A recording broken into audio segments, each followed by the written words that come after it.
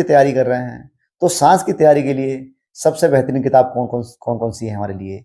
तो अब इसमें ध्यान रखने वाली बात ये है, क्योंकि अगर हम साइंस को पढ़ रहे हैं, तो सबसे पहले हमारे पास एक घटना चक्र का पूर्वावलोकन होना चाहिए, बहुत मस्ट है।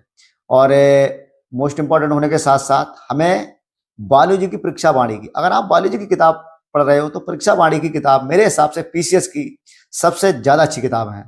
आपको ये मानना पड़ेगा कि बहुत पढ़ने से यूपी पीसीएस का नहीं होता है क्वालीफाई। आप बहुत पढ़ेंगे, आप स्ट्रेटेजिक तरीके से पढ़ेंगे, तो आपका 100% होगा। ये इसकी सच्चाई है। इसमें आईआईटीएन जरूरी नहीं है कि उत्तर प्रदेश लोक सेवा आयोग में मतलब सर्वाइव कर जाए, मगर जो व्यक्ति धीरे धीरे चीजों को मतलब परीक्षा के ओरिएंटेड जो चीजें परीक्षा में पूछी जाती हैं उसको पढ़ता है, उसके लिए परीक्षा वाणी की किताबें बहुत ही बेस्ट है। आप जब पढ़ोगे, आप अगर बायोलॉजी का सेक्शन पढ़ोगे तो आपको बहुत अच्छा लगेगा। आप केमिस्ट्री पढ़ोगे तो उसमें उन्होंने मतलब उसको उकेर कर जो अक्षर है उनको इतने डॉट डॉट में लिखा है बहुत अच्छे से, जिससे ये क्वेश्चन रिपीट होते हैं बार बार। फिर मैं वही कहता हूँ कि लास्ट में जब उनका चैप्टर खत्म होता है तो उस चैप्टर में उससे संबंधित क्वेश्चनों को आप लगा के देखेंगे, उसमें उन्होंने ऑप्शन तरीके से करा है, तो आपका बहुत ही अच्छे से मतलब क्लियरेंस आएगा।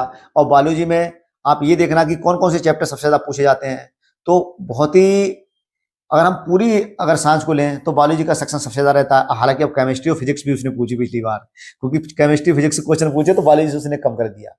तो इस तरीके से ये भी ना सोचें साथियों, लोक सेवा आयोग या यूपीएससी, इसमें कोई भी शॉर्टकट इस्तेमाल नहीं करना। अगर आप शॉर्टकट इस्तेमाल करेंगे तो कहीं ना कहीं चूक जाएंगे, क्योंकि हम देखते हैं कि क्वेश्चनों की जो प्रकृति है वो कंसेप्ट प्लस मतलब जिसे कहते हैं फैक्ट, दोनों पे आधारित है। अब आप सोचो कि हम फैक्ट फैक्ट कर ले जाएं, कि हम लूसेंट पढ़ लें, लूसेंट पढ़ने के बाद हमारा हो जाए, तो बहुत मुश्किल है।